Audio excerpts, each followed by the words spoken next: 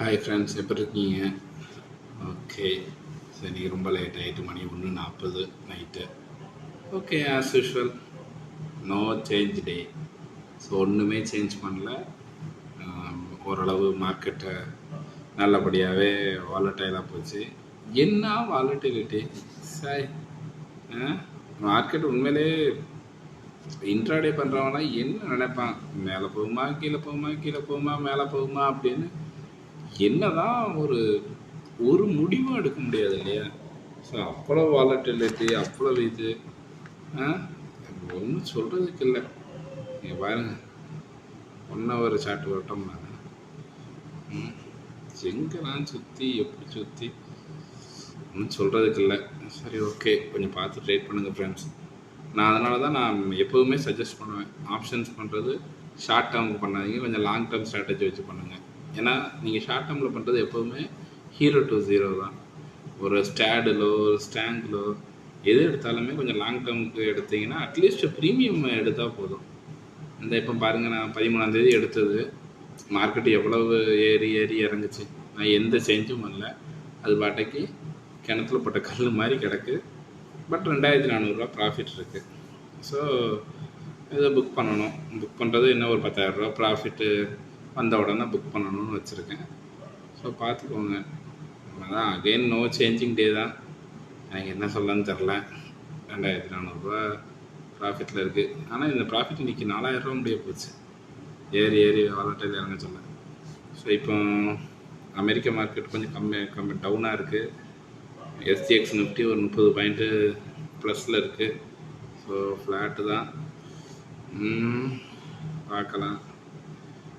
Sorry, இது நேற்று உள்ளது லோட் ஆகலை. இந்த இடத்துல 28 பாயிண்ட் ப்ளஸில் தான் இருக்குது.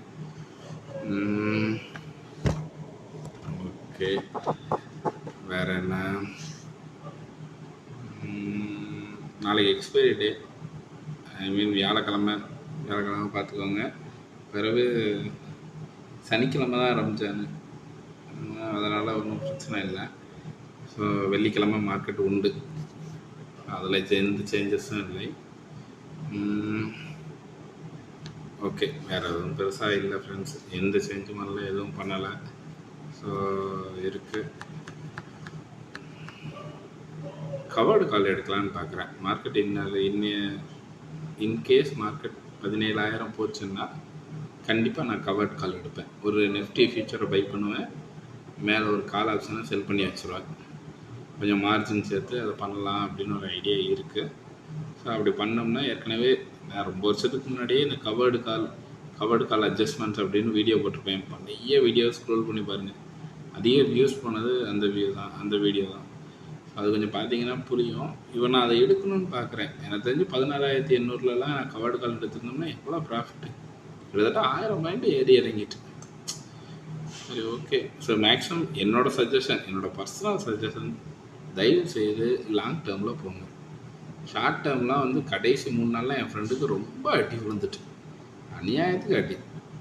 ஸோ லாங் டேர்மில் பல்ல கடிச்சிட்டு, இப்போ நான் மார்க்கெட்டை பகலில் இன்றைக்கெலாம் பார்க்கவே இல்லை.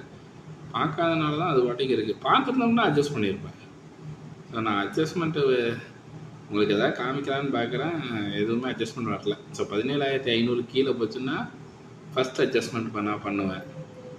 இது எனது இன்கேஸ் 18,000க்கு மேலே போச்சுன்னா அந்த பக்கம் அட்ஜஸ்ட்மெண்ட் பண்ணுவேன்.